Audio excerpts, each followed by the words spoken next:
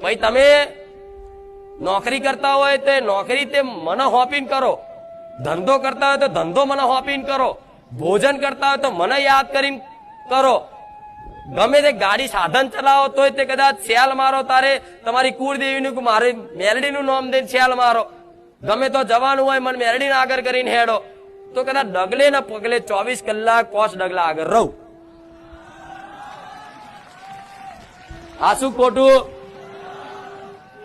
પણ ડગલે ને પગલે યાદ કરો, મને આગળ કરવાની ટેવ રાખો. તો ધંધો કરો, નોકરી કરો તોય તે મને હોપોક માં નોકરી કરું છું, પણ નોકરીમાં કોઈ ભૂલ ચૂક ના થાય મારાથી, કોઈ મારા કાર્યથી કોઈ કંપનીમાં નોકરીમાં નુકસાન ના થાય, માં મને કોઈનો ઠપકો ના હોભરવાનું થાય, માં કોઈ રજા ના પડે, કોઈ વચ્ચે વિઘન ના આવે, કોઈ માં એવું ધ્યાન રાખજે.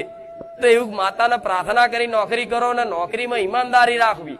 શું કીધું? ઈમાનદારી રાખવી. પગારથી વધારે લોભ લાલચ કરીને ચોરીની ભાવના રાખવી. ધંધો કરતા તો ધંધો આગળ કરીને, અગરબત્તી કરીને, કુળદેવીને આગળ કરીને, મને મેલડીને આગળ કરીને કરો, જે ધંધો કરતા હોય એ. પણ એમ કે માં ધંધો માં કરું છું ને તો મારો ધંધો તું રોજગાર તું ચલાવજે માં, એમ કરીને તમે કદાચ એ ધંધો આગળ ચાલુ કરો ને અને મને હોપી દો ને તો ઘરાકના મગજમાં વસીને ઘરાક લાવું.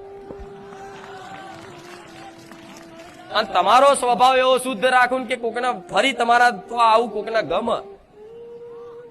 પણ અહીંયા તમે જો ચીટિંગ ને બેમાની કરો, ગ્રાહક ધંધાદારી વેપારી માણસ હોય એના માટે એનો ભગવાન, ગ્રાહક એનો ભગવાન કે ને, એનો જે ગ્રાહક હોય એ વેપારી માટે એનો ભગવાન છે.